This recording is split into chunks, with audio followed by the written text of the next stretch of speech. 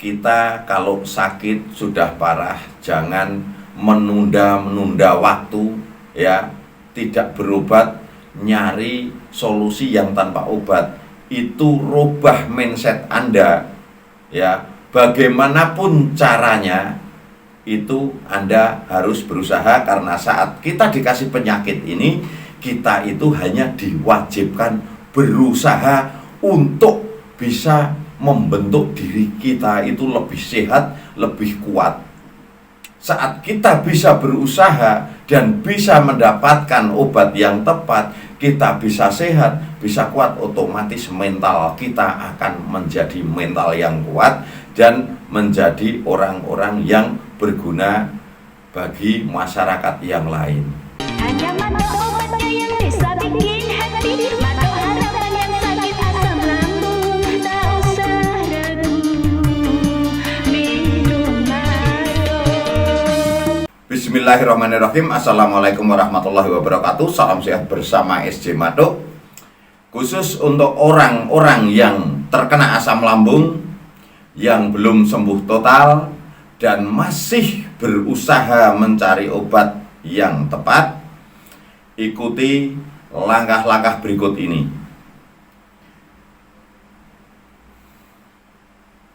Langkah pertama yang harus kita lakukan dalam pengobatan asam lambung, GERD, anxiety atau psikosomatis, kami sudah banyak sekali mengarahkan dalam video-video kami bahwa yang pertama kita harus ketahui dulu masalahnya. Kenapa kita divonis asam lambung, kita divonis GERD, kita divonis MAH, kita divonis anxiety, kita divonis psikosomatis, tapi kenapa tidak ada solusinya, atau kenapa tidak ada obatnya, atau tidak ada jalan keluarnya? Ini yang harus kita tahu. Nah, langkah yang pertama tadi apa? Kita harus mengetahui betul-betul benar ini asam lambung atau bukan. Apakah lambung itu akan mengakibatkan debar-debar, bisa mimpi buruk? Ini jika kita mau menggunakan mindset kita, kita akan tahu lambung tidak akan membuat debar-debar kita, tidak akan membuat rasa jantung ini debar-debar. Ini kami banyak sekali yang sudah kami nyatakan bahwa orang itu yang divonis asam lambung, divonis GERD, yang katanya otot esofagus lemah, kita juga menggunakan mindset. Mindset kita, kalau memang otot esofagus itu lemah, kita harus berpikir panjang, benar lemah atau tidak. Ini masalahnya otot. Kalau ada betul otot esofagus itu lemah, maka orang-orang tua yang di atas 60 tahun itu yang akan kena GERD duluan. Ini kalau kita menggunakan mindset. Makanya kenapa saat kita divonis otot esofagus lemah, kita diobati segala macam tidak sembuh, karena otot esofagus tak pernah lemah. Ini yang harus kita ketahui. Terus kadang kita yang tidak tahu otot esofagus lemah, kok kita suruh merubah pola pikir, kita suruh merubah pola makan. Apa hubungannya otot esofagus dengan pola pikir dan pola makan? Gak ada hubungan. Ini kalau kita paham.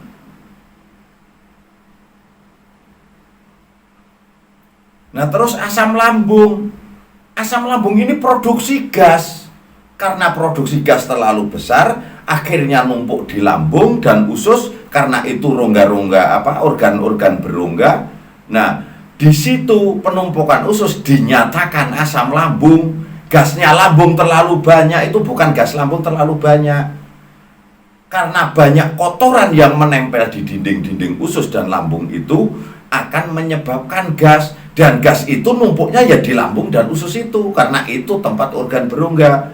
Kenapa numpuk di usus dan lambung? Supaya keluar lewat sendawa dan buang angin.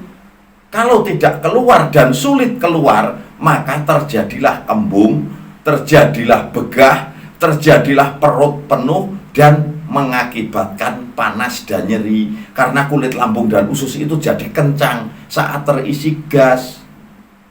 Ini yang harus kita tahu. Terus langkah berikutnya apa? Langkah keduanya, kita itu pelajari betul-betul masalah lambung. Selama ini kita memiliki ilmu yang diajarkan ini ternyata salah. Manusia atau makhluk hidup yang memiliki telinga, lambung itu tidak mencerna.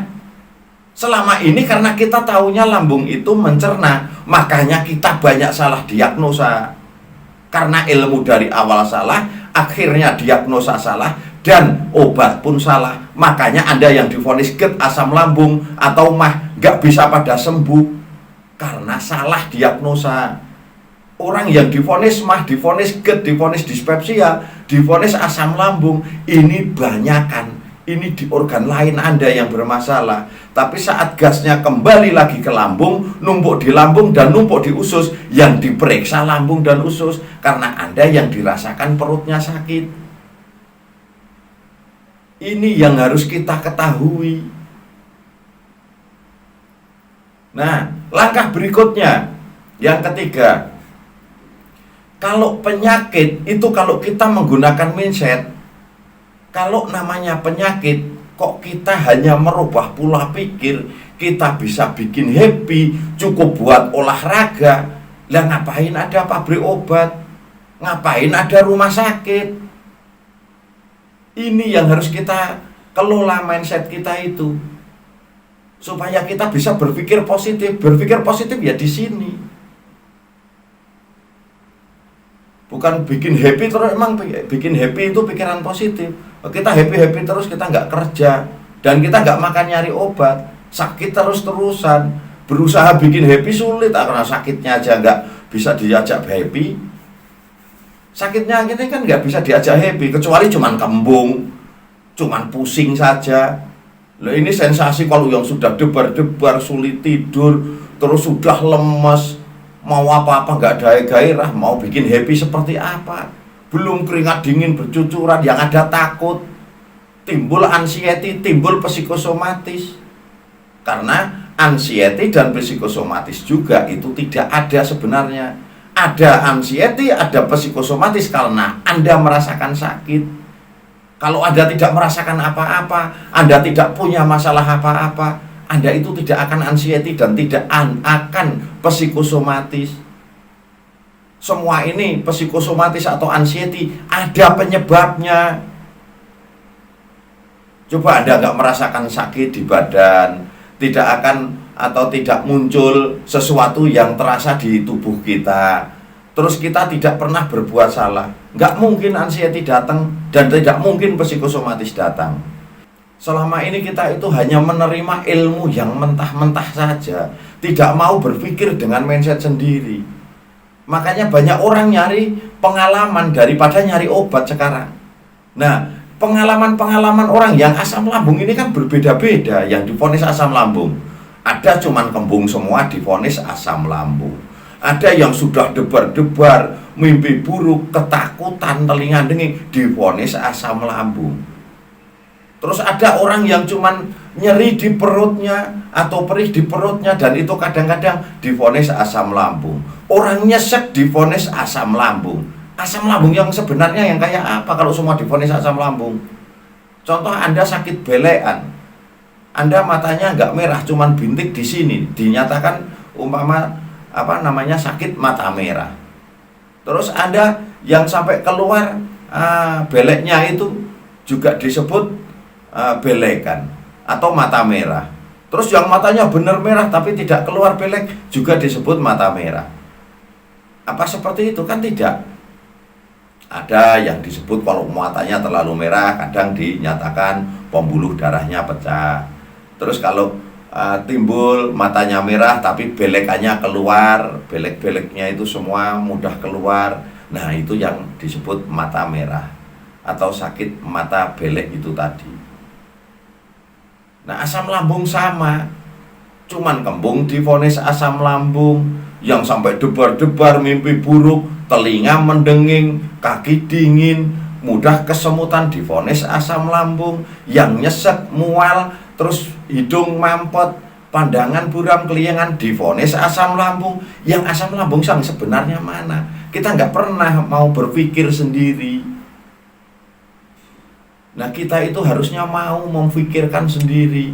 Ini logika enggak kok semua divonis asam lambung, asam lambung. Nah, kenapa banyak orang yang berobat di tempat kami banyak yang sembuh?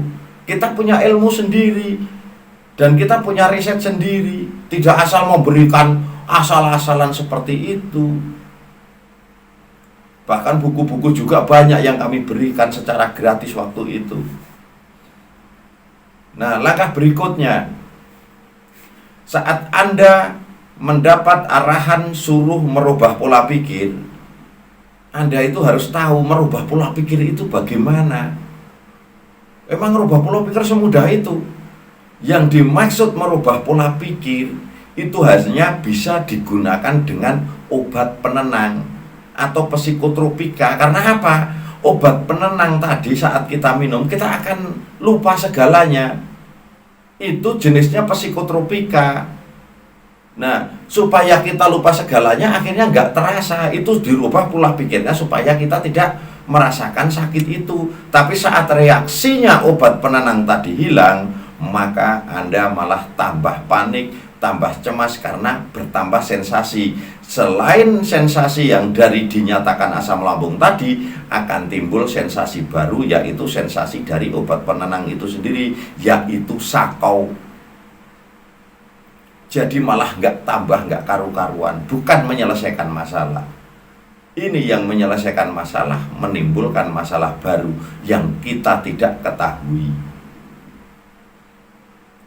Ini yang harus kita ketahui. Jadi langkah pertama kita harus ketahui benar atau tidak asam lambung itu ada. Terus kedua, benar atau tidak otot esofagus itu bisa lemah. Yang ketiga, benar atau tidak stres penyebab penyakit atau kita harus merubah pola pikir, ya. Nah, terus yang keempat, apakah cukup dengan happy kita bisa sembuh total, atau dengan senang hati, atau dengan olahraga? Coba kalau Anda sakit seperti yang di video kami yang ada judulnya, kalau Anda sedang seperti itu olahraga, jika kuat setengah jam saja kami berani bayar 50 juta.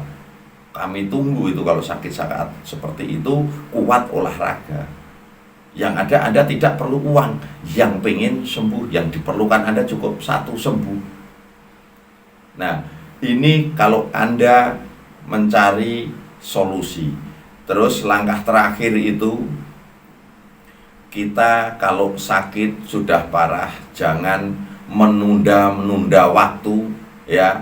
Tidak berobat, nyari solusi yang tanpa obat. Itu rubah mindset Anda, ya. Bagaimanapun caranya, itu Anda harus berusaha. Karena saat kita dikasih penyakit ini, kita itu hanya diwajibkan berusaha untuk bisa membentuk diri kita itu lebih sehat, lebih kuat. Saat kita bisa berusaha dan bisa mendapatkan obat yang tepat, kita bisa sehat, bisa kuat, otomatis mental kita akan menjadi mental yang kuat dan menjadi orang-orang yang berguna bagi masyarakat yang lain.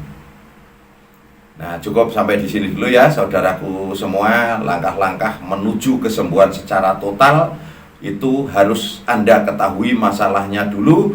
Semoga yang masih menderita sakit asam lambung, GERD, anxiety, psikosomatis, dispepsia, mah kronis, dan jantung, semoga lekas diberikan kesembuhan secara total dan tidak tersisa sedikit pun penyakit. Wassalamualaikum warahmatullahi wabarakatuh. Salam sehat bersama SJ.